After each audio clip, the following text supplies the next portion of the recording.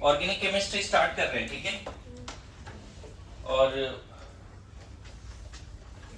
Repeater batch है तो ऐसे बोलना सही नहीं होगा कि ऑर्गेनिक केमिस्ट्री में क्यों large number of organic compound and all, है ना।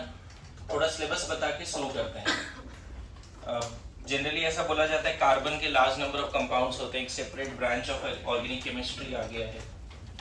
रीजन बोले जाते हैं जितने एग्जिस्टिंग कंपाउंड्स हैं ऑर्गेनिक, उसमें हर साल थाउजेंड्स ऑफ कंपाउंड और ऐड हो रहा है एवरी ईयर। उतने इनऑर्गेनिक कंपाउंड नहीं है और उतने इनऑर्गेनिक कंपाउंड नहीं बनते भी कि नए इनऑर्गेनिक कंपाउंड बना लिया और उसको ऐड कर दिया, मतलब उस रेट में नहीं बनते, है ना। ऑर्गेनिक केमिस्ट्री कहाँ नहीं है अगर आप देखोगे तो पूरे एग्रीकल्चर, फर्टिलाइजर्स, मेडिसिन इंडस्ट्री, है ना, सब ऑर्गेनिक केमिस्ट्री है। फूड में भी बायोमोलिक्यूल्स ऑर्गेनिक केमिस्ट्री। तो एक लार्ज ब्रांच ऑफ साइंस है, इसीलिए इसको अलग तरीके से बनाएंगे ऑर्गेनिक केमिस्ट्री। तो इसमें जो जेई नीट और एडवांस का जो सिलेबस है उसमें सबसे पहले क्या क्या है वो डिस्कस कर लेते हैं, ठीक है। तो ऑर्गेनिक केमिस्ट्री कैसे फ्लो क्या रहेगा चैप्टर का, हम किस तरह से पढ़ाने वाले हैं। सबसे पहले थोड़ा बहुत इंट्रोडक्शन का पार्ट है और इसमें ज़्यादा कुछ बोलेंगे नहीं कि इसमें बस वही चीज़ आपको समझना है कि large number of organic compound क्यों, है ना। कार्बन की कैटेनेशन प्रॉपर्टी है, सेल्फ लिंकिंग प्रॉपर्टी है, सुना होगा कभी।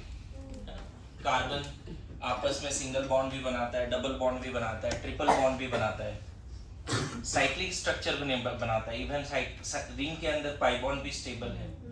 कार्बन कार्बन पाई बॉन्ड काफी ज्यादा स्टेबल है ना। कार्बन आइसोमेरिज्म शो करता है, मतलब same molecular formula but different chemical structures, physical and chemical properties. तो इंट्रोडक्शन के बाद जो है मेनली हम लोग पढ़ेंगे IUPAC.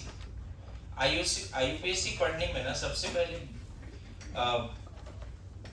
Chemical bonding of organic chemistry सबसे पहले यही पढ़ लेते हैं। इसके बाद हम लोग पढ़ते हैं सब्स्टिट्यूएंट्स, एंड फिर इसके बाद जनरल रूल पढ़ेंगे, जनरल रूल ऑफ आईयूपीएसी।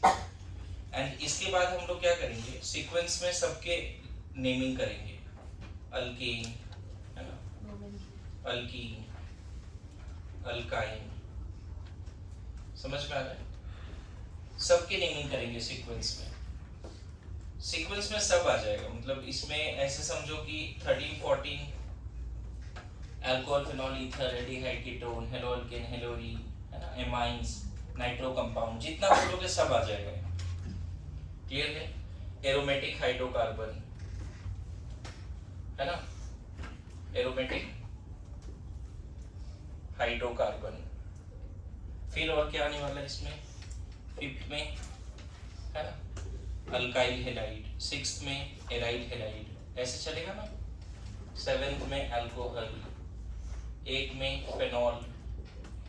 हालांकि यहाँ जो एराइल हेलाइड पढ़ रहे हैं एरोमेटिक कंपाउंड्स में वो सब आ जाता है धीरे धीरे। एरोमेटिक हाइड्रोकार्बन के बाद बेंजीन में कोई चीज़ लगा के फिर हमने, फिर 9th में, जिसने कभी ऑर्गेनिक केमिस्ट्री नहीं पढ़ा है ना उनके लिए भी सपोर्ट होगा, और जिसने पढ़ा है उनके लिए तो सपोर्ट है ही, बस आप फोकस कीजिए यहाँ पे। इसके बाद क्या आ जाएगा, एल्डिहाइड, कीटोन, ऐसे आता है ना, carboxylic acid, derivatives, Easter, amide, anhydride, acid halide, nitro compound, amine, सबके नेमिंग आ जाएंगे। तो पहला चैप्टर मान के चलो यही है ना, फर्स्ट पोर्शन में ये है। सेकेंड पोर्शन हम लोग पढ़ने वाले हैं पहले, देखो दो ऑप्शन है, जीओसी 1 पहले पढ़ ले फिर आइसोमेरिज्म पढ़े, या पहले आइसोमेरिज्म पढ़ ले। आइसोमेरिज्म में सिर्फ एक पार्ट है जिसमें टॉटोमेरिज्म, जिसमें जीओसी 2 का यूज होता है, तो इसीलिए आइसोमेरिज्म में सब तो पढ़ लेंगे बट टॉटोमेरिज्म हम लोग थोड़ा लेट से पढ़ेंगे, है ना। फिर हो गया क्या, जीओसी 1 एंड देन जीओसी 2।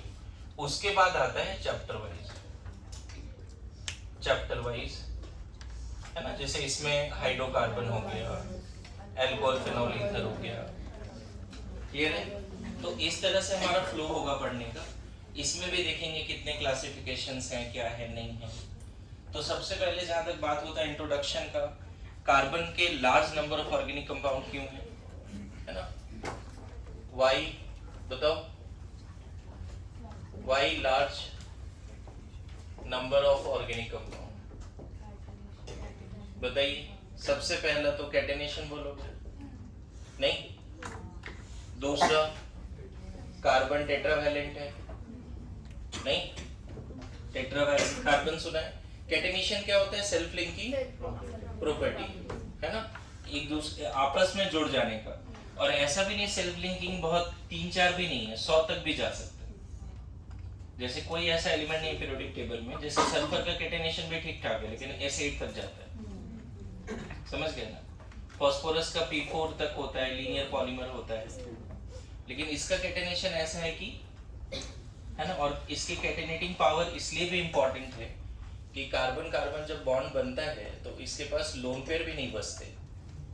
जैसे सेकंड पीरियड एलिमेंट के पास लोन पेयर नहीं है ना, लोन पेयर नहीं है तो लोन पेयर रिपल्सन नहीं है, मतलब कार्बन के पास 4 बॉन्ड बनाने के बाद इसके पास कोई इलेक्ट्रॉन पेयर नहीं बचा, तो एक उसका भी रीजन है कैटेनेशन का। 2s2 2p2, ग्राउंड स्टेट में कितना इसके पास अनपेयर्ड है? 2। कोई पूछे कार्बन टेट्रावैलेंट क्यों है? तो फर्स्ट एक्साइटेड स्टेट में 2s का इलेक्ट्रॉन को 2p पे भेज दिया, कितना हो गया इसके पास अनपेयर्ड? 4, इसीलिए टेट्रावैलेंट है। इसकी कोवैलेंसी 4 से ज्यादा नहीं हो सकती, कभी कभी 3 कार्बोकेटायन फ्री रेडिकल एनाइन में, कार्बेनाइन में, कभी कभी 2 भी होती है कार्बिन्स में, समझे? कोवैलेंसी समटाइम्स कार्बिन, ये वाला किसमें? कार्बेनाइन, carbocation and carbon free radical. And most of the cases में क्या है? मोस्ट कॉमन कोवैलेंसी क्या है? Most common 4। तो कार्बन टेट्रावैलेंट की क्यों है, ये बात समझ में आ रहा है सबको? थर्ड पार्ट, है ना, आइसोमेरिज्म शो करता है, नहीं? इसकी वजह से भी आइसोमेरिज्म शो करता है। फोर्थ पार्ट बोल सकते हो कि सिर्फ सिंगल बॉन्ड नहीं बनाता, डबल बॉन्ड, ट्रिपल बॉन्ड भी बनाता है। फिफ्थ रीजन बोल सकते हो कि सिर्फ लीनियर चेन नहीं बनाता, अगर 3 है तो 3 का ब्रांचिंग भी होती है या साइक्लिक भी होती है। 4 कार्बन लीनियरली जुड़ा है तो वो साइक्लिक वे में भी जुड़ जाता है, समझ गए? मैं ना लॉजिक नहीं दे रहा, मैं बता रहा हूँ एग्जांपल के साथ डायरेक्ट। कैटेनेशन मेन रीजन है, टेट्रावैलेंट होना मेन रीजन है, आइसोमेरिज्म शो करना, आइसोमेरिज्म का बहुत डिटेल में नहीं जा रहे हैं अभी, लेकिन कार्बन आइसोमेरिज्म शो करता है इसकी वजह से, है ना, बोल सकते हैं कि उसके लार्ज नंबर ऑफ कंपाउंड्स हैं। जैसे अगर तुम एक एग्जांपल लेके चलो इसके, जैसे मान लो ब्यूटेन ही है, तो ब्यूटेन में लीनियर भी होता है और ब्रांच भी होता है, आइसोब्यूटेन भी होता है। दोनों का मॉलिक्यूलर फॉर्मूला सेम है C4H10, लेकिन देखो डिफरेंट स्ट्रक्चर्स है, समझ में आ रहा है? और भी रीजन है, मैं बताऊं। 6th रीजन बड़ा फेमस है, अगर आप चाहो तो। एक है इसको बोलते हैं homologous series, homologous series. 2 homologous series के बीच में सिर्फ CH2 का डिफरेंस होता है, समझ में? मीथेन, इथेन, है ना, C3H8 प्रोपेन, तो देखो इसमें कितना जोड़ दिया CH2, इसमें भी कितना जोड़ दिया, है ना, होमोलोगस सीरीज। मैं बताऊं होमोलोगस सीरीज सिर्फ हाइड्रोकार्बन में नहीं होते, अल्कोहल में होते हैं, एल्डिहाइड में होते हैं, कीटोन में होते हैं, हर जगह होमोलोगस सीरीज होते हैं। जैसे अल्कोहल में मिथानॉल है, इसी में CH2 जोड़ दोगे तो क्या मिलेगा? हाँ, CH3 CH2OH, देखो एक CH2 बीच में आ गया। इसी में प्रोपेनॉल, बोलो। तो होमोलोगस सीरीज। अच्छा, होमोलोगस सीरीज का कैरेक्टरिस्टिक्स पे कभी कभी क्वेश्चन आ जाता है, एक स्टेटमेंट आ जाता है कि 2 homologous consecutive members of homologous series differs by, सिर्फ CH2 डिफर्स बाय मास 14, कितने मास से डिफर करता है? अच्छा, homologous series of each organic compound will have same chemical property generally, होगा, सबका केमिकल प्रॉपर्टी एक जैसा होगा, लेकिन फिजिकल प्रॉपर्टी वेरी करेगा, they do not have same physical property. जैसे कि मैंने आइसोटोप्स में बोला था, आइसोटोप्स में मास वेरी करता है, क्योंकि नंबर ऑफ न्यूट्रॉन्स अलग अलग होते हैं, लेकिन इलेक्ट्रॉनिक कॉन्फ़िगरेशन वेरी नहीं करता। तो two isotopes will have same atomic number but different mass number, and because of different mass number their physical properties are different but chemical physical properties are different but उल्टा बोल दिया, सही बोल रहा, chemical property same, configuration same है ना, तो chemical property क्या होता है, मोर और लेस सेम होता है, लेकिन फिजिकल प्रॉपर्टी क्या होता है। उसी तरह होमोलोगस सीरीज का हम क्या बोलेंगे, केमिकल प्रॉपर्टी सेम होगा क्योंकि फंक्शनल ग्रुप नहीं बदला ना, है ना। एल्डिहाइड में भी अगर देखोगे फॉर्माल्डिहाइड पहला मेंबर है ना, दूसरा मेंबर क्या है, एसिटाल्डिहाइड, इथानॉल, सिर्फ CH2 का डिफरेंस है। देखो तीसरा मेंबर देखो, सब में किसका डिफरेंस है, CH2 का। क्या इन सब की जनरली देखो, ऐसा भी नहीं कि केमिकल नेचर अलग नहीं है, लेकिन चूंकि homologous series have same functional group, homologous series will have same functional group. Ether alcohol आपस में होमोलोगस सीरीज नहीं होगा, आइसोमर हो सकता है बट होमोलोगस सीरीज नहीं होगा। मेरी बात समझ रहे हो क्या बोल रहा हूँ। जैसे एक एग्जांपल देता हूँ, मान लो मैं बोला कि इथेनॉल है, इथेनॉल, और एक मैं ईथर लिख देता हूँ, गौर करना, तो दोनों में सिर्फ CH2 का डिफरेंस है। अगर गौर करो तो दोनों में किसका डिफरेंस है, CH2 का सिर्फ डिफरेंस है, but this is not homologous series, क्योंकि होमोलोगस सीरीज में फंक्शनल ग्रुप नहीं बदलता। ये दोनों आइसोमर भी नहीं है क्योंकि मोलर मास भी सेम नहीं है, मतलब मॉलिक्यूलर फार्मूला भी सेम नहीं है। तो homologous series must have same functional group, aldehyde aldehyde aldehyde, alcohol alcohol alcohol, no functional group alkane. तो फंक्शनल ग्रुप सेम है तो ये मस्ट मत बोलना कि homologous series will have 100% same chemical nature, differ करता है केमिकल नेचर भी। आगे चल के देखेंगे न्यूक्लियोफिलिक एडिशन रिएक्शन में फॉर्माल्डिहाइड ज्यादा रिएक्टिव है, एसिटाल्डिहाइड उससे लेस रिएक्टिव है, तो केमिकल नेचर भी डिफर करता है। लेकिन इन जनरल अगर बात बोलें तो physical nature must differ, chemical nature में नॉट डिफरेंट। क्योंकि देखो ये सारे NAR देते हैं न्यूक्लियोफिलिक एडिशन में, उस सेंस में बोल रहा हूं कि इसके रिएक्शंस कॉमन होंगे। सारे एल्डिहाइड कैसा रिएक्शन देंगे, न्यूक्लियोफिलिक एडिशन। वो अलग बात है फॉर्माल्डिहाइड का न्यूक्लियोफिलिक एडिशन थोड़ा फास्ट हो, वो एक अलग कंसेप्ट है। लेकिन इन जनरल अगर बोले होमोलोगस सीरीज, तो होमोलोगस सीरीज ऐसा नहीं होता। इनऑर्गेनिक कंपाउंड में कभी देखा है होमोलोगस सीरीज, मुश्किल से आता है ना, मुश्किल से होमोलोगस सीरीज आता है। तो large number of organic compound होने का रीजन क्या क्या है, और भी तुम 4-5 रीजन डाल सकते हो, लेकिन ये मेन रीजन। ओके, लिख के रखो जल्दी से। सिलेबस भी लिखिए किस तरह से सिलेबस का फ्लो होगा। मैं टाइम टू टाइम जब टॉपिक स्टार्ट होगा तो बता दूंगा कि कौन से पार्ट से कितने क्वेश्चंस नीट में आ सकते हैं, ठीक है। इसमें क्या है कि जिसे भी अभी मैंने जस्ट बोला कि ऑर्गेनिक अगर ABCD से सीखना है तो अभी एक होमवर्क देता हूँ, उसमें वो है कि first 5 member of alkane alkene alkyne लिखना है, उसका कॉमन नेम भी लिखना है ना। जैसे मीथेन तो IPC नेम है, कॉमन नेम क्या है उसका, इथेन प्रोपेन ब्यूटेन। जैसे इथाइन IPC नेम है, कॉमन बड़ा फेमस नेम क्या है, एसिटाइलिन। क्या नाम है, एसिटाइलिन। समझ रहे हो बात को। तो ये ध्यान में रखना है, फर्स्ट 5 मेंबर हर तरह के कंपाउंड का, अल्कोहल का 5 मेंबर उसका common name, alkyne alkyne ether alkyl halide जो भी है, अल्कोहल फिनॉल ईथर। जैसे ईथर का फर्स्ट मेंबर है डाइमिथाइल ईथर, दोनों तरफ मिथाइल चाहिए है ना। एमाइड का पहला मेंबर क्या है बताओ, एमाइड का पहला member, first member of amide anyone, methenamine है ना। एमाइड हो गया, चाहे ईस्टर हो गया, एसिड हैलाइड हो गया, है ना। फर्स्ट मेंबर और उसका IPC नेम लिखना है आपको, ओके। जैसे एमाइड का जो पहला मेंबर है बच्चे, बातें नहीं पता है, इसको आप एल्डिहाइड भी लग रहा है, इधर देखो तो नहीं लग रहा है, इधर एल्डिहाइड भी लग रहा है ना, लेकिन ये है मिथेनामाइड। मिथेनामाइड क्या, मिथेनामाइड। उसी तरह से सेकंड मेंबर, थर्ड, फोर्थ, है ना।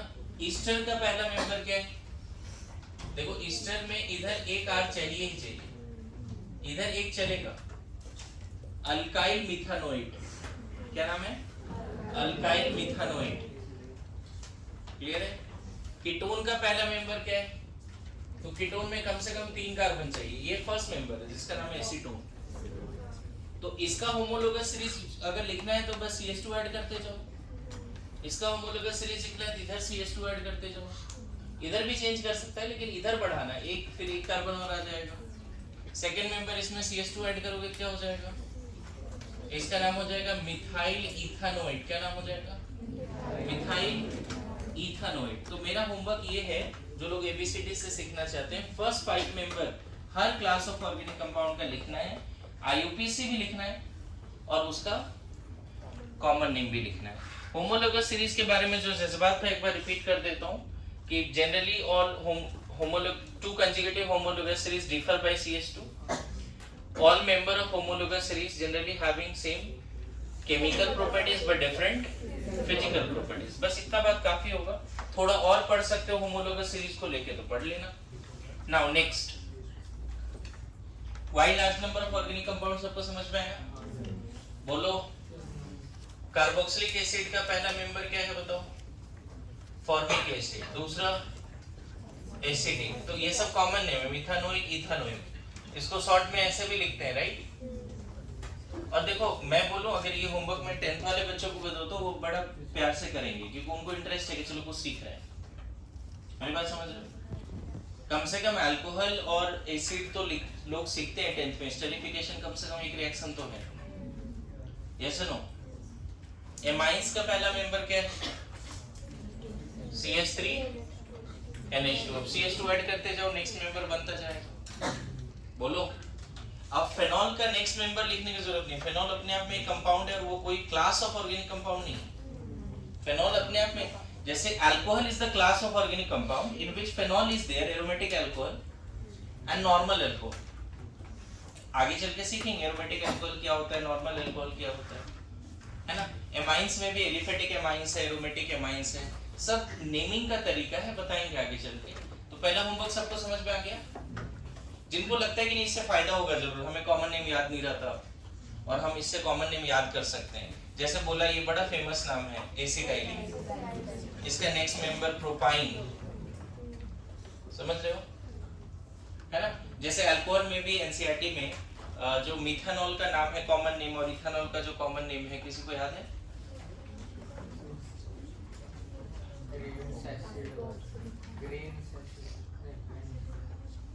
जैसे इसका नाम कार्बोलिक एसिड है, कार्बोलिक, फेनॉल का दूसरा नाम क्या है, कार्बोलिक एसिड।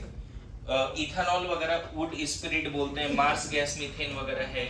मान लो LPG का कंपोजिशन क्या है थोड़ा वो देख लेंगे, समझ में आ रहा है। तो जनरल जितना आप काम कर सकते हो कॉमन नेम पे, एस्पिरिन क्या है, इस तरह के मतलब important organic compound for class 11 12 JEE mains advance, यही कमांड अगर आप डाल देते हो कि most important organic compound in NCERT for JEE mains advance and NEET syllabus and their common name and IUPAC name and uses, list बन गया।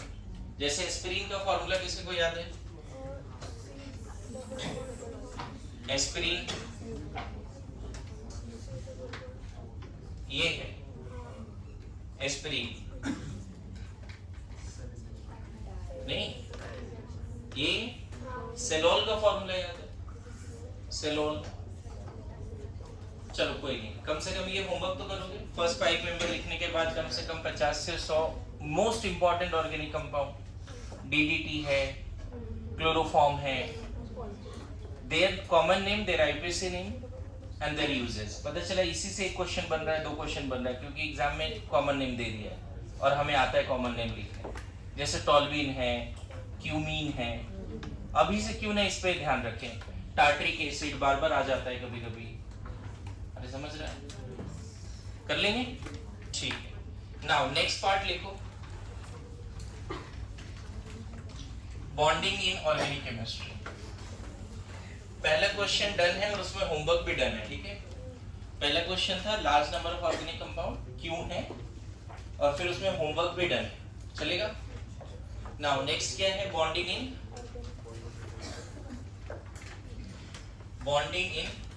Organic chemistry. ये देखा गया बच्चे कि केमिकल बॉन्डिंग हमने अभी रिसेंटली पढ़ा है तो थोड़ा समझ में आएगा। Carbon 1s2 2s2 and 2p2 है, अभी जस्ट बताया, उधर लिखा भी था, है ना। कार्बन के पास 2 अनपेयर्ड है ग्राउंड स्टेट में। कार्बन कभी भी ग्राउंड स्टेट में बॉन्ड जल्दी नहीं बनाता, जब भी उसको बॉन्ड बनाना पड़ता है maximum number of unpaired electron कर लेता है। सो ये देखा गया कि कार्बन, एटॉमिक कार्बन जो है उसके पास न्यूक्लियस है और 1s1 है। ये 1s1 है, दिख रहा है ये वाली पार्ट, वो रिएक्शन में पार्टिसिपेट नहीं किया। इसके बाद थोड़ा गैप देके ये 2s2 है।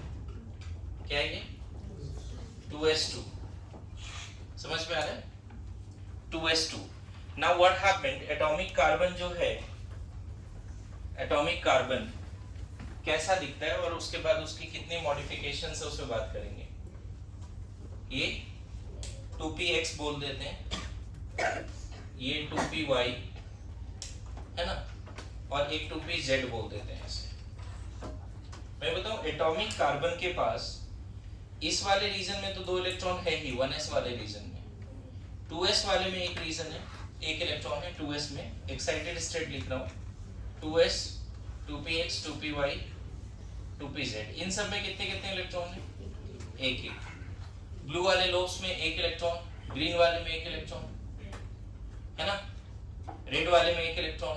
दिख रहा है आपको, बोलो। अब क्या होता है जब कार्बन को साइड एटम अप्रोच करता है बॉन्ड बनाने के लिए, when side atom approaches towards this carbon to form bond, carbon क्या करता है, अपने आप को मॉडिफाई करता है। किस तरह से समझना, ये बीच में जो ब्लैक वाला ऑर्बिटल है न्यूक्लियस है वो तो एज इट इज रहेगा, लेकिन जो ब्लैक, ब्लू, ग्रीन और रेड है वो आपस में मिक्स हो जाते हैं, है ना। ये आपस में क्या हो गया, ये जो ब्लैक वाला पार्ट है वो, है ना, फिर यहाँ पे हमने देखा था क्या है, ब्लू ग्रीन, ये सब भी पार्ट है ना, वो सब आपस में क्या हो जा रहा है, ये जो ब्लू वाला ऑर्बिटल है, फिर ग्रीन ऑर्बिटल है, और ये हमने बॉन्डिंग में पढ़ा है, बिल्कुल तुम्हें अनकंफर्टेबल नहीं लगना चाहिए। ये सब आपस में क्या हो जाता है, मिक्स हो जाता है, and we are going to get 4 hybrid orbital like this. क्या ध्यान में आ रहा है, ध्यान रखना अभी भी यहाँ पे न्यूक्लियस और 1s एज इट इज है, और जो 4 हाइब्रिड ऑर्बिटल है उसमें एक एक इलेक्ट्रॉन आ जाएगा। अगर ऐसा हो गया तो बोलेंगे कार्बन sp3 हाइब्रिडाइज्ड। क्लियर है, बोलो। सेकेंड टाइप इसी में क्या होता है बच्चे, कि जो 2s है और मान लेते हैं ये और ग्रीन वाला ऑर्बिटल, ये तीनों ही मिक्सअप हुआ, ब्लू वाला नहीं हुआ मिक्सअप, मतलब एक s और 2 मिक्सअप हुआ। हमने बॉन्डिंग पढ़ा है तो बिल्कुल हमें कंफर्टेबल लगना है। 3 हाइब्रिड बन जाएगा इस तरह से, 3 हाइब्रिड इस तरह से बना लेंगे ऐसा, और इसके पास एक एटॉमिक एज इट इज पड़ा रहेगा जो हाइब्रिडाइजेशन में नहीं गया। आपको बहुत अच्छे से पता है, हमने केमिकल बॉन्डिंग में एक बार डिस्कस किया है। This is called sp2। In different bonding situation carbon सिर्फ 4 हाइब्रिडाइजेशन में जाता है, सॉरी 3 में, sp3 sp2, है ना। इन सब में भी एक एक इलेक्ट्रॉन होगा बच्चे, हाइब्रिड में और इन सब में। मैं बताऊं यही एटॉमिक कार्बन किस तरह से मॉडिफाई हो रहा है, दिख रहा है आपको, यहाँ न्यूक्लियस और 1s होगा, क्लियर है। यही एटॉमिक लास्ट वाला पार्ट क्या है, 2s तो जाएगा, राइट, 2s तो जाएगा मिक्सिंग में, और मान लेते हैं सिर्फ हम pz को या px को मिक्सिंग में ले गए, लेकिन 2 ऑर्बिटल को मिक्सिंग में हम यहाँ पे नहीं ले जा रहे। कौन से 2 ऑर्बिटल को मिक्सिंग में नहीं ले जा रहे हैं, आ रहा है समझ में। इन दोनों को सिर्फ मिक्सिंग में ले गए तो कितने हाइब्रिड बनेंगे, 2 हाइब्रिड इस तरह से बनेगा, दिख रहा है। इन दोनों का नाम क्या होगा, और 2 एटॉमिक एज इट इज पड़ा रहेगा, दिख रहा है। अभी थोड़ा स्पेस का यहाँ कमी था इसीलिए मैंने इस तरह से बना दिया। एग्जैक्ट डायग्राम थोड़ा से अप टू स्केल आएगा तो थोड़ा सा इन सब में कितने कितने इलेक्ट्रॉन हो जाएंगे? ये दोनों, इन तीनों का नाम क्या है बच्चे? sp2 sp2 sp2। इन सारे का नाम क्या है? sp3 sp3 sp3 sp3। इसका नाम क्या है? sp sp। और मान लेते हैं 2pz and 2py as it is पड़ा हुआ है। मैं फिर बता रहा हूं, depending upon different bonding situations there are 3 hybridization of carbon. मतलब जो एटॉमिक ऑर्बिटल है वो 3 तरह से अपने आप को मॉडिफाई करता है। हमने केमिकल बॉन्डिंग में देखा है, लेकिन फिर भी मैं फुल डिटेल में बताऊंगा अगर कोई डाउट है किसी को तो। क्या पार्ट नहीं समझ में आ रहा है वो बताओ। मैं बताऊं, ये जो तस्वीर है ना sp3 sp2 sp, ये इधर होना चाहिए तभी ऑर्गेनिक सीख पाओ। रेजोनेंस में बड़ा दिक्कत आएगा अगर ये सारी चीजें इधर नहीं है। क्लियर है? ये चाहिए। मैं बोलो sp3 कार्बन कैसा दिख रहा है, तुरंत उसका टेट्राहेड्रल शेप आपके दिमाग में आना चाहिए, इमेजिन होना चाहिए। ये ट्रायगोनल प्लेन है, आपको पता है कि नहीं? इसका शेप वगैरह अगर मैं समझाने का कोशिश करूं एक बार, इसी से समझाने का कोशिश करता हूं। कैसा दिखेगा इसका शेप वगैरह बताओ। sp3 कार्बन कैसा दिखेगा? बताया था बॉन्डिंग में 109 डिग्री 28 मिनट। इसके पास कोई एटॉमिक ऑर्बिटल है sp3 कार्बन के पास? कोई एटॉमिक ऑर्बिटल नहीं बचा है, सिर्फ 4 क्या बचा है उसके पास? Hybrid half field. Hybrid half field है, देखो ना। ये कब होगा? जब 4 हाइड्रोजन इसको अप्रोच करेगा ना सिंगल बॉन्ड बनाने के लिए, तो ऐसा हो जाता है। मीथेन ऐसा ही दिखता है। 3 जो है उसमें कैसा दिखेगा? 3 में 3 हाइब्रिड ऑर्बिटल एक प्लेन में होगा। देखो ये जो बोर्ड में दिख रहा है ना इन तीनों, ये तीनों एक प्लेन में है एक्चुअली। और ये जो ब्लू वाला है वो आगे और पीछे है उसका लोब्स। ऐसे कर दोगे तो ऐसे दिखेगा। क्लियर हो रहा है? 120 डिग्री। एक अनहाइब्रिडाइज्ड pz sp2 कार्बन का फोटो याद रखोगे? अरे बताओ, जो तस्वीर इधर है उसको निकाल और ये फोटो लगा दी। जरूरत है, मैं बता रहा हूं ऑर्गेनिक केमिस्ट्री। ये तो मतलब sp2 ऐसा है कि रेजोनेंस के लिए चाहिए। इसमें रेजोनेंस होता भी नहीं दिखाएंगे sp3 में, लेकिन sp2 में रेजोनेंस होता है, sp में भी रेजोनेंस होता है। ये फोटो चाहिए हमें। अगर केमिकल बॉन्डिंग नहीं सीखा है वहां पे, तो यहाँ सीखो, नहीं तो पूरा ऑर्गेनिक केमिस्ट्री बेकार। क्लियर है? sp कैसा दिखेगा?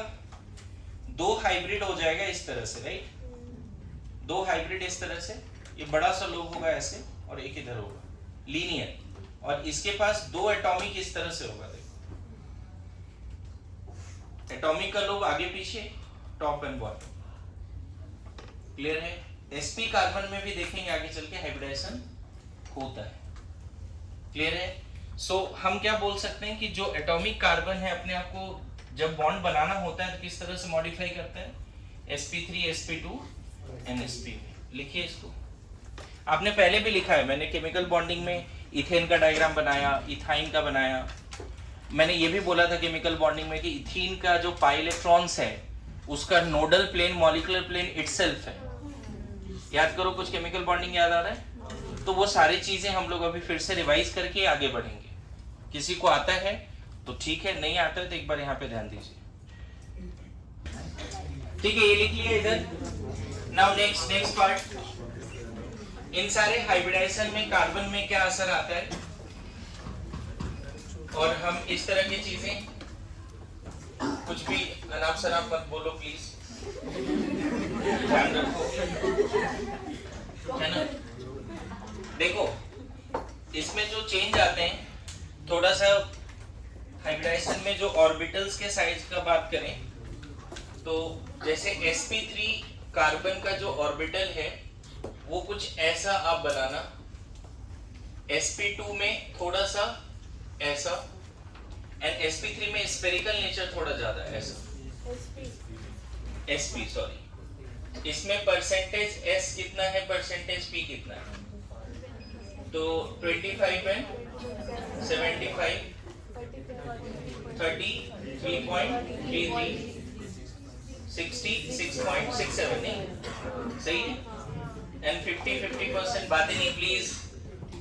आपको पता है कि इन sp3 ऑर्बिटल्स के बीच में बॉन्ड एंगल 109 28 मिनट है ना? यहाँ पे 120 और यहाँ 180। इतनी बात ध्यान में रख सकते हैं। क्या अंतर है? अच्छा, इसके बाद अगर मैं बात करूं इलेक्ट्रोनेगेटिविटी की, तो sp कार्बन ज्यादा इलेक्ट्रोनेगेटिव है sp2 कार्बन से एंड देन sp3 कार्बन। इसी में बताओ एक इंपॉर्टेंट बात था, sp carbon more electronegative than sp3 nitrogen also. इसका किसी ने मुझे वैल्यू भी बताया था, sp कार्बन की इलेक्ट्रोनेगेटिविटी का वैल्यू 3.25 के आसपास बोला था मुझे जहां तक याद है, कभी तो किसी ने बताया था। और इसका 3 है, ठीक है। एक बात नहीं, यहाँ पे टाइम नहीं दूंगा लिखने का, फटाफट लिखिए इसको, है ना, जल्दी।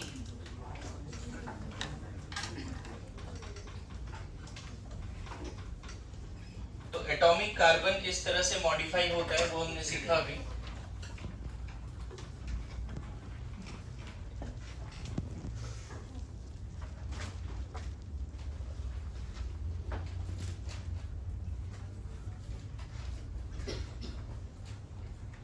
आगे बढ़े।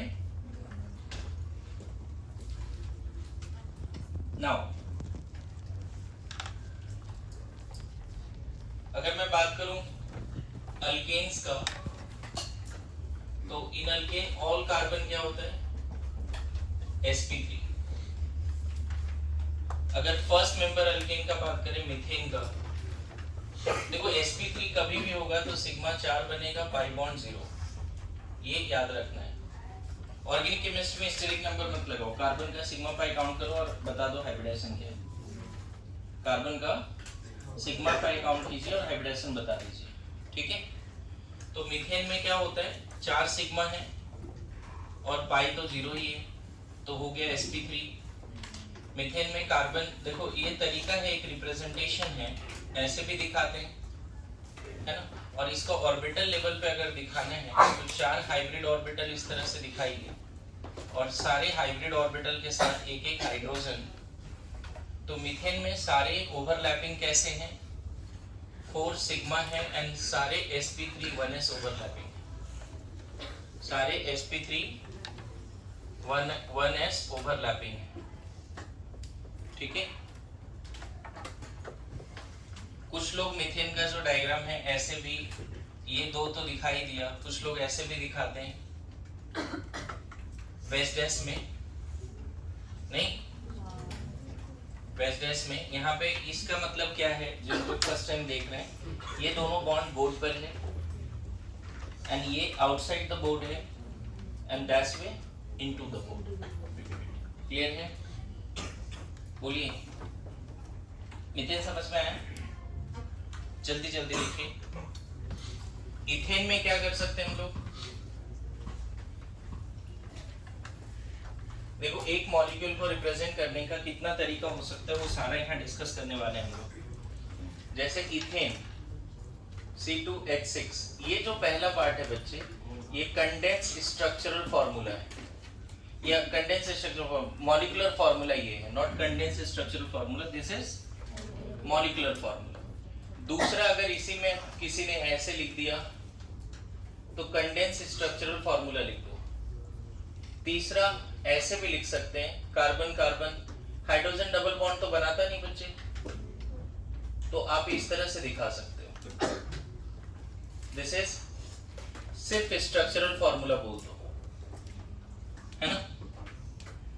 इथेन को और दिखाने का तरीका क्या हो सकता है, पहला कार्बन 4 हाइब्रिड ऑर्बिटल इस तरह से दिखाओ, दूसरा कार्बन का भी 4 हाइब्रिड ऑर्बिटल इस तरह से दिखाइए। इथेन में जो एक कार्बन कार्बन बॉन्ड है वो sp3 ओवरलैपिंग से बना है, और जो 6 कार्बन हाइड्रोजन बॉन्ड है इथेन में वो sp3 1s ओवरलैपिंग से बना है। तो मैं बता दूं, इथेन में ये ऑर्बिटल डायग्राम जैसा है, ठीक है, प्रॉपर ऑर्बिटल डायग्राम इथेन में।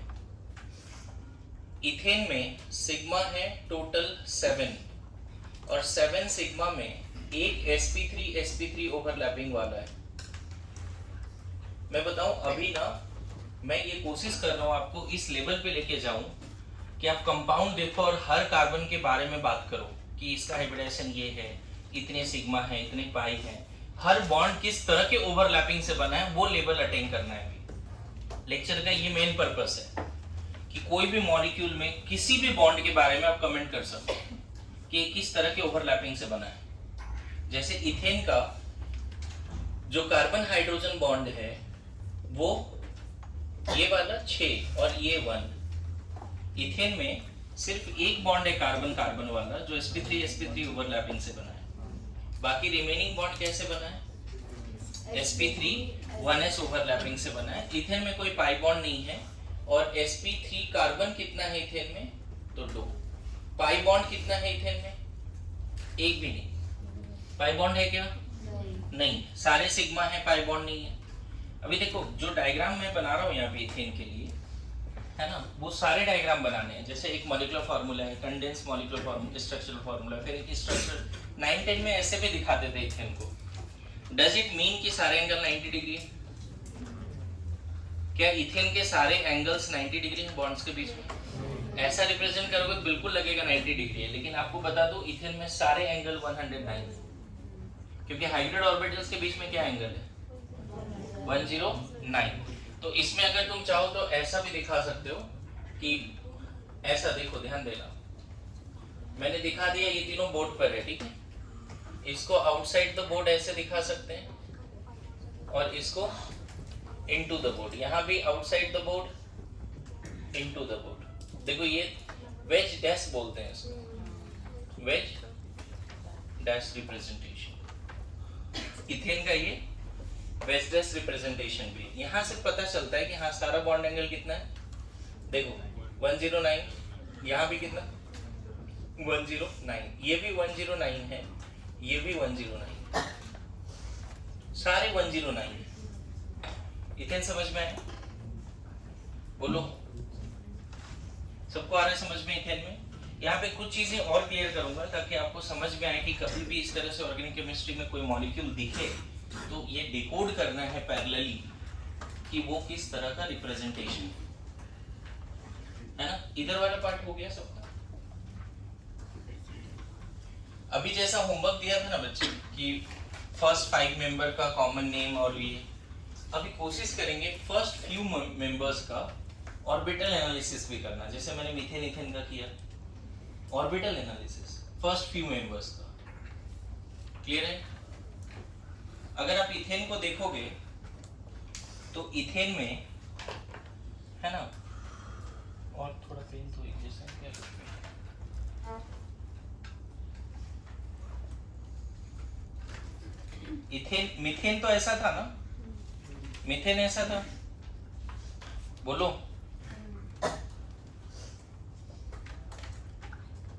ये मीथेन है राइट। आपको पता है कि यहाँ पर भी 3 हाइड्रोजन इस तरह से जुड़ा हुआ है, 1 2 और 3, बोलो जुड़ा हुआ है ना, यस नो। इथेन में क्या होगा? 2 sp3 कार्बन है, यस नो। इथेन में कितने sp3 कार्बन है? 2।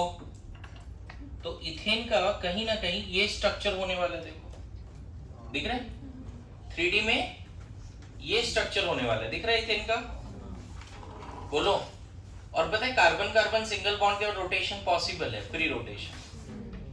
पता है यही प्रोजेक्शन को अगर सामने से टॉर्च जला के ऐसे प्रोजेक्ट करें, थोड़ा इसको नीचे रखना पड़ेगा, सामने से टॉर्च जला के ऐसे प्रोजेक्ट करें तो ये बन जाता है न्यूमैन। क्या बन जाता है? अभी जो मैंने वहां पे बनाए हैं, देखो इसको मैंने बोर्ड पे कौन कौन सा रखा है समझना। बोर्ड पे मैंने दोनों ब्लैक, सॉरी एक ब्लू एक ब्लैक एक व्हाइट रखा है। देखो ये और ये ब्लैक वाला, उधर वाला ब्लैक वाला कहाँ रखा है? बोर्ड पे। ग्रीन आउटसाइड द बोर्ड है और ब्लैक इधर वाला इनटू द बोर्ड है। उसी तरह से यहाँ पे देख सकते हो ये व्हाइट आउटसाइड द बोर्ड और वो इनटू द बोर्ड। आ रहा है समझ में? तो वेज डैश में एग्जैक्ट रिप्रेजेंटेशन है। वेज डैश क्या है? एग्जैक्ट रिप्रेजेंटेशन है। वेज डैश क्या है? एग्जैक्ट रिप्रेजेंटेशन है। मेरी बात आ रही है समझ में?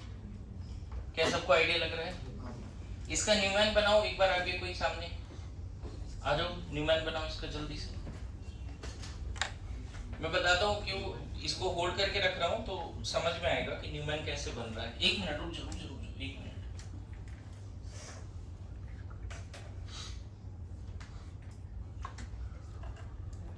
कौन सा प्रोजेक्शन ले रहे हैं उसके हिसाब से इस पे बात करेंगे, ठीक है।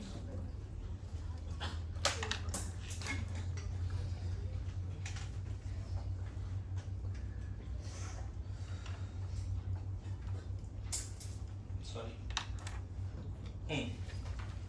ये इस तरह से जब जाएगा,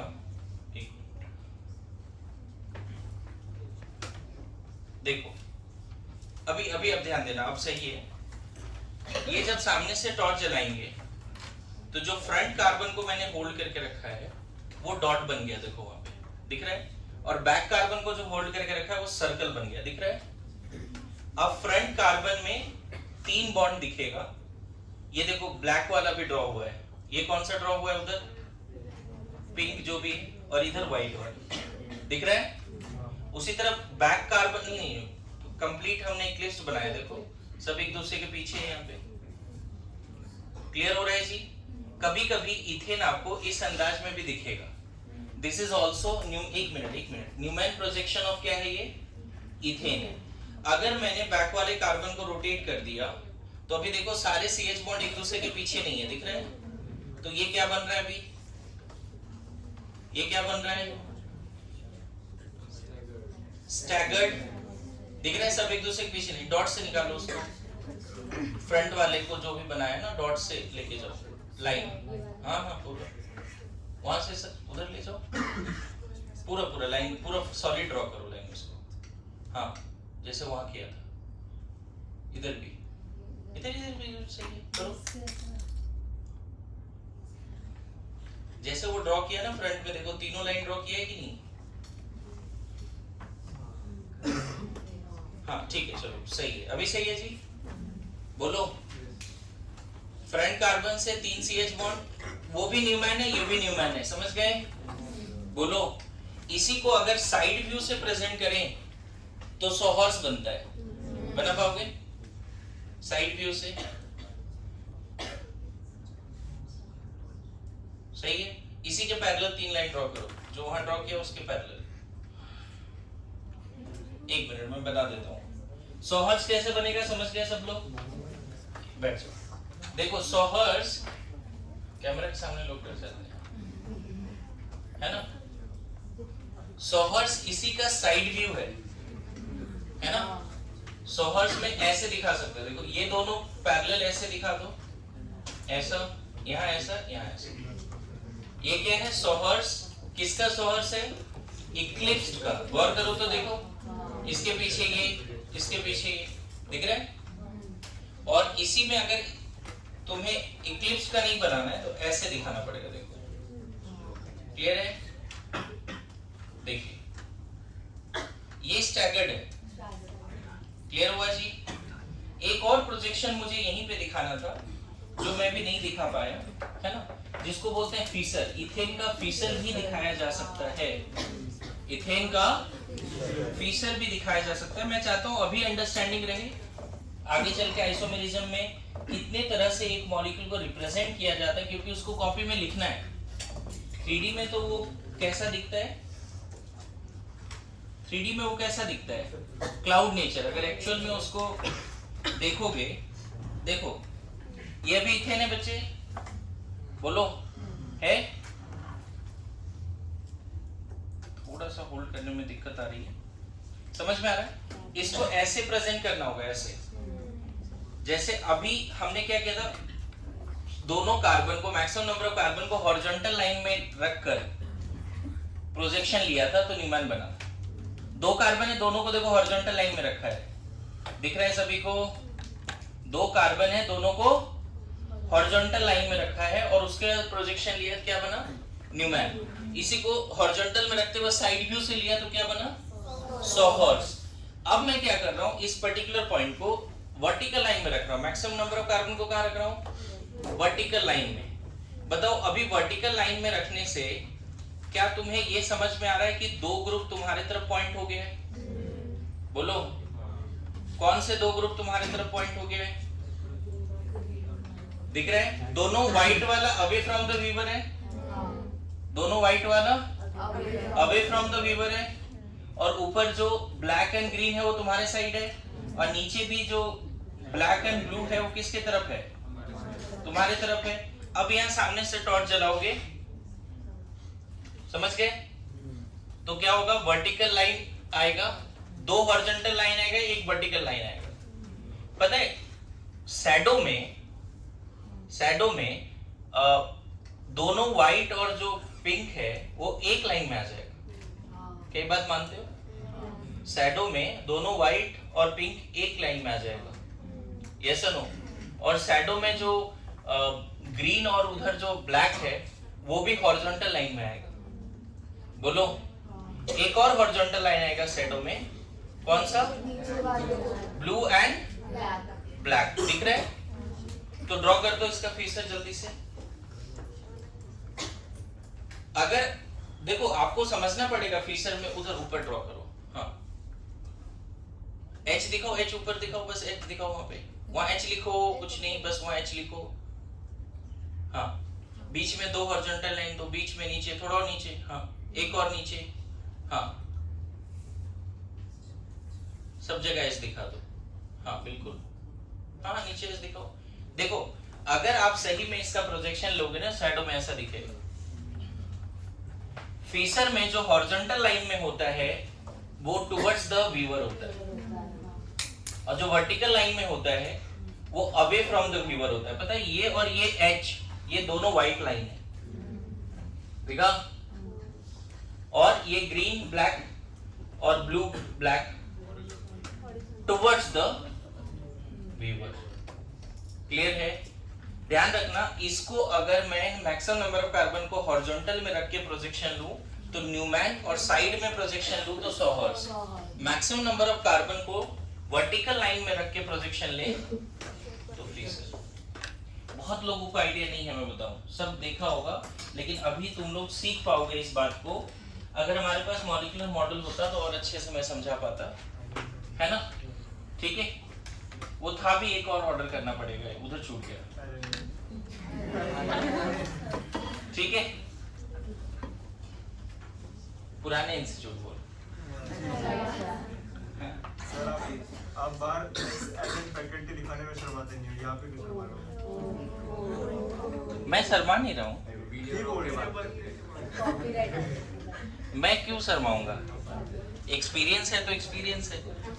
तू कल डॉक्टर बनेगा, अच्छे हॉस्पिटल में काम करेगा, तो तू लिखेगा ना कि यहाँ पे 10 साल, क्या दिक्कत क्या है उसमें? ओके, जल्दी लिखिए, प्रोजेक्शन सारे लिखिए। देखो ये ना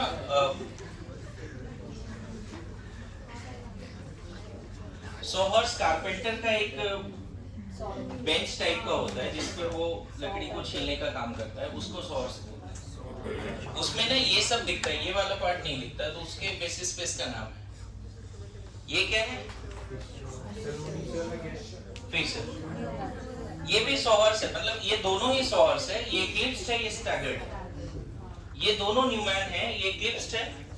यहाँ पे देखो ना, front CH bond and back CH bond एक दूसरे के पीछे।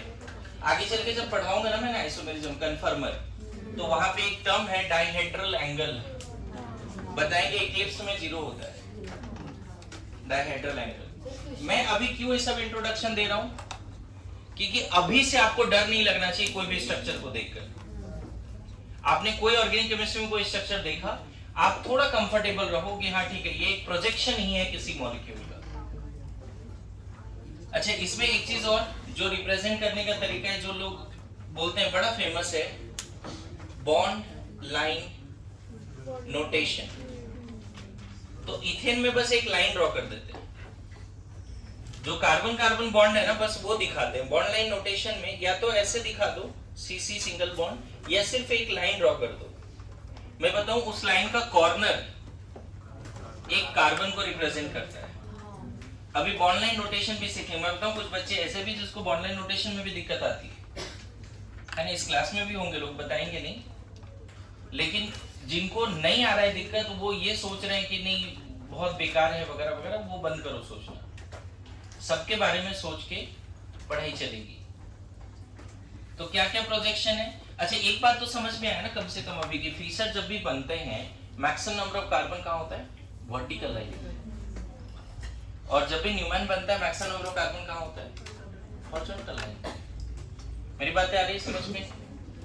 बोलो इथेन को लेके इतनी बातें लिख सकते हैं। अब इसको अगर एक्सटेंड करें प्रोपेन हो जाए तो क्या होगा? अगर प्रोपेन हो जाए तो क्या कर सकते हैं हम लोग चेंज प्रोपेन को लेके? बताओ। अच्छा at the same time class में मेरा क्या पर्पस है आज का क्लास का? कि सब लोग किसी भी ऑर्गेनिक कंपाउंड का कार्बन का हाइब्रिडाइजेशन बता दे, उसका ऑर्बिटल डायग्राम बता दे, उसमें कितना सिग्मा पाई है ये बता दे। मेरी बात समझ रहे हो? मेन पर्पस ये है क्लास का। क्या पर्पस है? मेन पर्पस क्या है? सिग्मा पाई वगैरह। तो थर्ड मेंबर क्या है इसका बताओ? Ethane C3H8। इस ये हो गया मॉलिक्यूलर फार्मूला। बताओ किसी ने ऐसे भी लिख सकते हैं ना। ये कौन सा फार्मूला है? Condense structural formula. ये 9-10 में सीखा होगा, हर जगह 90 डिग्री एंगल से दिखाना ठीक है। ये स्ट्रक्चरल फार्मूला जैसा हो गया। बोलो कंडेंस स्ट्रक्चर और स्ट्रक्चरल में एक ही अंतर है कि कार्बन कार्बन बॉन्ड नहीं दिखाते कंडेंस्ड में, है ना। अच्छा इसी में अगर बॉन्ड लाइन नोटेशन दिखाना होगा तो ऐसे दिखाएंगे, ऐसे दिखाएंगे। बॉन्ड लाइन नोटेशन समझ रहे हो? या फिर किसी को मन करे ऐसे भी दिखा सकते हैं। मुझे लगता है ज्यादा सही ये है थोड़ा सा, क्योंकि इसमें पता चलता है कि कार्बन कार्बन बॉन्ड में 109 का देखो ये कॉर्नर भी कार्बन है, ये कॉर्नर भी कार्बन है, ये भी कार्बन है। बीच में अगर कहीं कॉर्नर है तो वो भी क्या है? End points are carbon. और बीच में जिगजैग में जितने कॉर्नर्स आएंगे वो भी क्या है? कार्बन। मेरी बात समझ रहे हो? इसमें क्या चेंज आएगा बच्चे? ऑर्बिटल डायग्राम में एक और कार्बन यहाँ पे sp3 के फॉर्म में आ जाएगा। बोलो आ रहा है समझ में? प्रोपेन में 3 sp3 carbon back to back join होगा। 3 sp3 carbon back to back join होगा। देखो प्रोपेन का सारा बात यहाँ पे डिस्कस करने का कोशिश है ना। ये मॉलिक्यूलर कंडेंस, ये क्या हो गया? Bond line notation. ये क्या हो गया? Orbital diagram. Orbital diagram. बोलो प्रोपेन का ऑर्बिटल डायग्राम।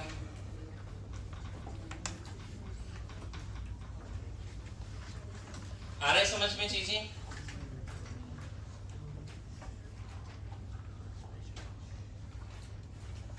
ठीक है। अच्छा इसको अगर हमें दिखाना पड़ता, थर्ड मेंबर को चलो नंबरिंग नहीं दे रहे हैं, ऐसे लिख रहे हैं। अगर हमें ऐसे दिखाना पड़ता बेस डैश में, तो ध्यान देना ऐसे दिखा सकते हो बच्चे।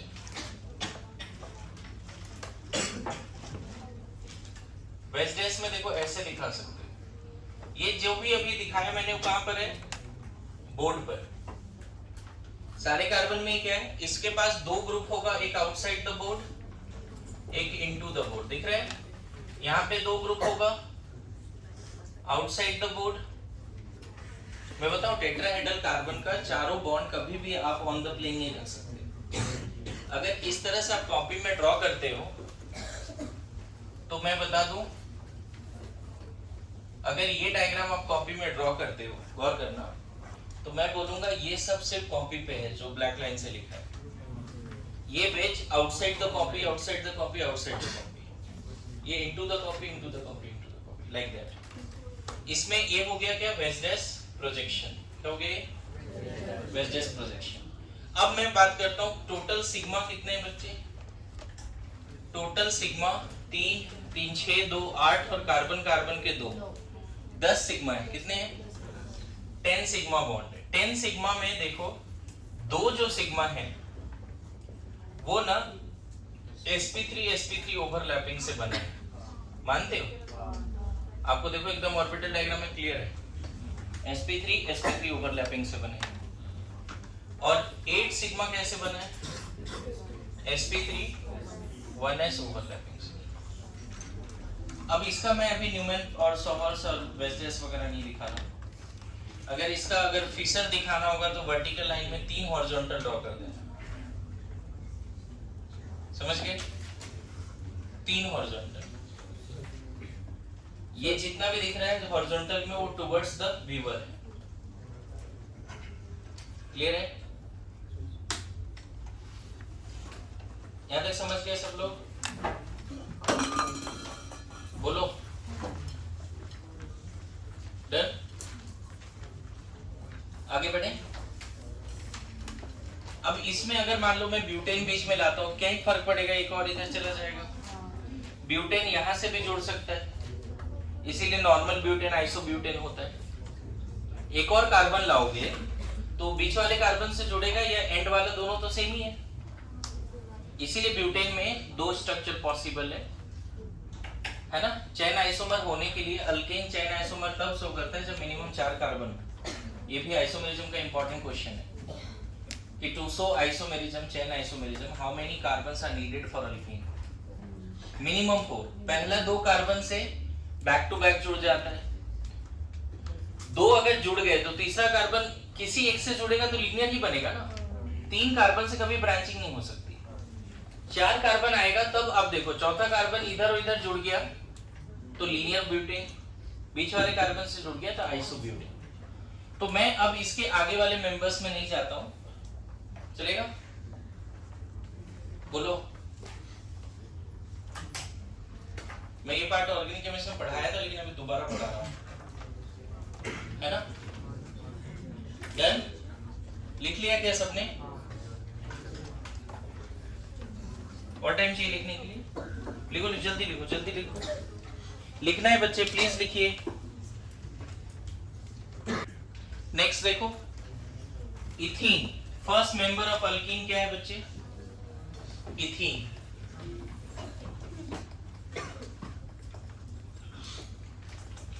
ये काम कंप्लीट करके ही मैं बॉन्ड लाइन डायग्राम में जाता हूं, फिर सब्स्टिट्यूशन में जाता हूं, है ना। इथीन C2H4, ये तो पहला है। दूसरा लोग ऐसे भी लिखते हैं, बोलो। तीसरा इथीन को ऐसे भी लिखा जाता है। Molecular formula, condense structural formula, structural formula दिख रहा है इथीन का? बोलो। अब इसको ऑर्बिटल लेवल पे अगर बात करें, बॉन्ड लाइन डायग्राम में बस ऐसे दिखाना, चलो, या फिर ऐसे। इथीन का बॉन्ड लाइन डायग्राम क्या है? 2 लाइन बस दिखा दो। एक्चुअल में ये और ये कार्बन है जिसके बीच में 2 बॉन्ड है, लाइक दैट। ऐसे भी दिखाया जाता है इथीन। लेकिन मैं जो अभी क्लास को लेके जाना चाह रहा हूँ मेन ऑर्बिटल, प्रैक्टिस तो यही दिन रात होता रहेगा, तो इस पे कमांड तो हो ही जाता है, लेकिन उसका ऑर्बिटल एनालिसिस करना थोड़ा डिफिकल्ट है। इथीन में सिग्मा कितना है? तो 5। पाई कितना है? 1। दोनों कार्बन का सिग्मा अगर देखोगे तो इसका 3 और पाई 1 है। इसने 3 सिग्मा बनाए, 1 पाई। इसने भी क्या किया है बताओ? सिग्मा 3 पाई 1। इसीलिए दोनों कार्बन इथीन में क्या है बच्चे? Both carbon sp2। अब sp2 कार्बन का फोटो दिमाग में लाओ। sp2 कार्बन के पास 3 हाइब्रिड होते हैं, राइट? ऐसा एक और sp2 कार्बन इसके तरफ लेके आओ। देखो, इथीन में जो सिग्मा बॉन्ड बनता है वो sp2 ओवरलैपिंग से बनता है, और जितना भी CH बॉन्ड बना है बच्चे इथीन में वो sp2 1s ओवरलैपिंग से बना है। यही चीज आपको समझना है। पता है ये पूरा सारा ऑर्बिटल अगर बोर्ड पर है तो आपको याद है sp2 कार्बन में एक अनहाइब्रिडाइज्ड pz हुआ करता था। sp2 कार्बन का फोटो देखो उधर जाके, अब देखना उसमें 3 हाइब्रिड दिखेगा और एक अनहाइब्रिडाइज्ड pz दिखेगा। देखो ये साइडवेज ओवरलैपिंग है। इथीन का पूरा स्ट्रक्चर कैसा है एक बार फिर से मैं यहाँ ऑर्बिटल के हिसाब से समझाना चाहता हूँ। ऑल्दो मैंने केमिकल बॉन्डिंग में बताया हुआ है, लेकिन स्टिल अभी मैं समझा देता हूँ आपको, ठीक है? एक बार फिर से मैं समझा देता हूँ। देखो ये इथीन का स्ट्रक्चर है, ऐसा प्लेनर है सारा, sigma pi sorry CH bond और CC बॉन्ड सब एक प्लेन में है। कैसे है?